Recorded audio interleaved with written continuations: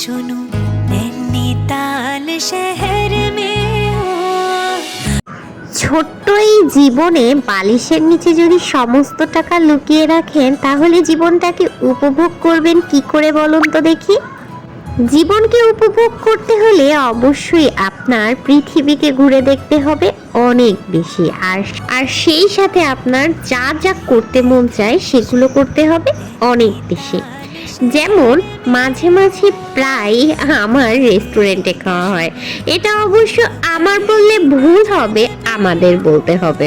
কারণ রেস্টুরেন্টে খেতে শুধুমাত্র আমারই ভালো লাগে না, নতুন নতুন খাবার খেতে শুধুমাত্র আমারই ভালো লাগে না, আপনাদের ভাইয়ের এবং আমার পুচকুসোনারও অনেক বেশি ভালো লাগে। আর আমি যেহেতু বাংলাদেশের বাইরে থাকি, সো এখানে আমি চাইলেও কাচ্চি বিরিয়ানি পাবো না বা বাংলাদেশি টাইপ কোনো বিরিয়ানি পাবো না। ওমানে যারা আমার ব্লগগুলো দেখেন বা আমার ভিডিওসগুলো দেখেন তারা অবশ্যই চিনবেন হোটেল আল কাদরি, কারণ হোটেল আল কাদরি পাকিস্তানি একটা রেস্টুরেন্ট, আর এত বেশি মজাদার মজাদার খাবার তৈরি হয়। আমার তো মন চায় প্রতিদিন যদি একটা একটা করে আইটেম আমি ট্রাই করতে পারতাম তাহলে অনেক বেশি ভালো হতো, কিন্তু সেটা তো কখনোই পসিবল না, তাই না? যাই হোক, বাদ দেন। তো আজকে আমি যে আইটেমটা ট্রাই করছিলাম সেই আইটেমটার কথাই না হয় বলি।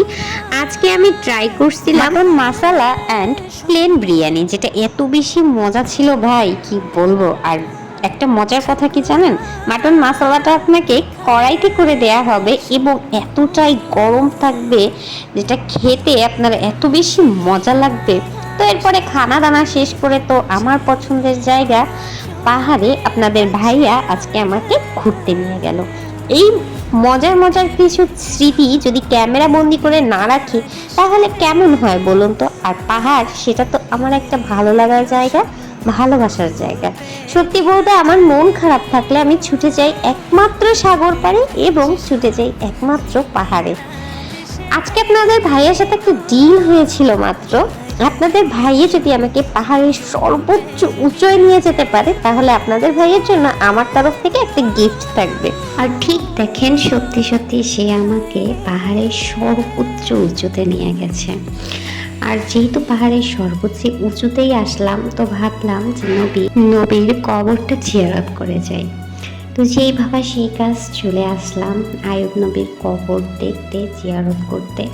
কিন্তু আমরা আসলে বেশিক্ষণ কিন্তু এখানে থাকিনি, কারণ অবশ্যই আমাদেরকে শহরের দিকে যেতে হবে, কারণ আপনাদের ভাইয়ের ডিউটি টাইম মাত্র 7টা, আর তখন বাজছিল বিকেল প্রায় 5টা, 5:30।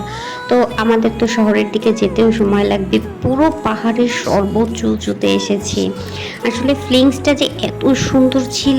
আর যেহেতু এদেশে খারিফ আসছে, 20 তারিখ থেকে খারিফ স্টার্ট হয়ে গেছে, তো বৃষ্টি অবশ্যই এখনো পড়া শুরু করেনি, যার কারণে বিভিন্ন দেশের পর্যটকরা এখনো ঘুরতে আসেনি। কিন্তু এত সুন্দর ওয়েদার পাহাড়ের ওদিকে, মানে পাহাড়ের এদিকটায় যে এত সুন্দর ওয়েদার, আর পুরো মেঘটা পাহাড়গুলো দিয়ে ঢেকে আছে। মনে হচ্ছে কি যেন এখানে যদি থেকে যেতে পারতাম তাহলে মনের সব দুঃখগুলো কষ্টগুলো এখানে ঝেড়ে ফেলে নতুন করে জীবন শুরু করতাম।